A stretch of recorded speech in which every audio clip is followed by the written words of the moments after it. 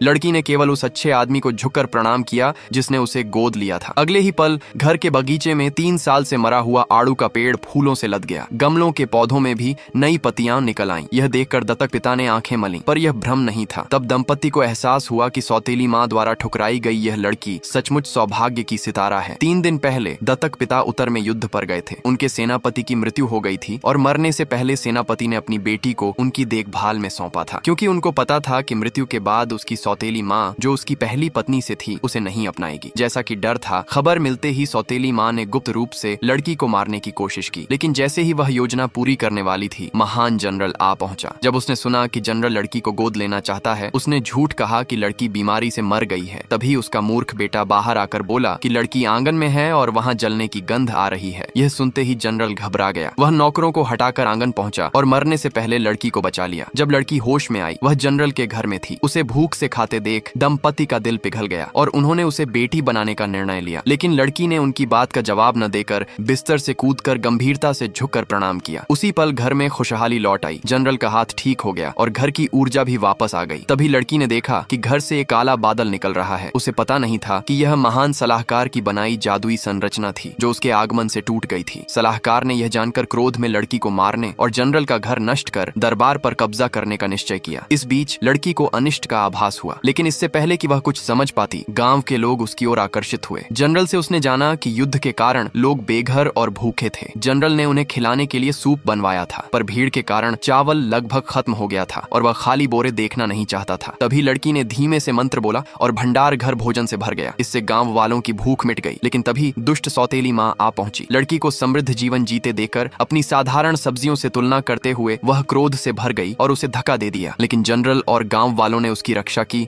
और वह असफल रही। फिर भी उसके मन में द्वेष गहरा हो गया। अगले दिन लड़की और दत्तक माँ पहाड़ पर जड़ी बूटियां लेने गईं। उस आपदा वर्ष में सुबह भर खोजने पर भी कुछ नहीं मिला। दत्तक माँ दुखी हुई। तभी उन पर शहद की बूंद गिरी। उन्हें लगा यह लड़की के सौभाग्य का असर है। उस रात उन्होंने शहद उबालकर गांव वालों को बांट दिया। लेकिन रात में ही गांव वाले एक अजीब बीमारी से पीड़ित हो गए। जनरल ने महल को आपात पत्र लिखना चाहा, पर अचानक खून उगलकर बेहोश हो गए। डॉक्टर ने बताया कि वे और गांव वाले शक्तिशाली जहर के शिकार हैं। केवल 1000 साल पुराना आध्यात्मिक मशरूम ही उन्हें बचा सकता है। ये सुनकर जनरल की पत्नी दुविधा में पड़ गई, क्योंकि मशरूम मिलना लगभग असंभव था और महल में केवल अंगूठे के बराबर टुकड़ा था। डॉक्टर ने बस बीमारी को धीमा करने की दवा दी और चेतावनी दी कि 5 दिन में एंटीडोट न मिलने पर स्थिति बहुत गंभीर हो जाएगी। लड़की इस बात से बहुत दुखी हुई। उसने रात भर जनरल के लिए दवा बनाई और कई चिकित्सा पुस्तकें पढ़ी। जड़ी बूटियां काटते समय उसने अपनी उंगली काट ली और दर्द में चीख उठी। लेकिन तभी जमीन पर गिरी उसकी खून की बूंद 1000 साल पुराने आध्यात्मिक मशरूम में बदल गई।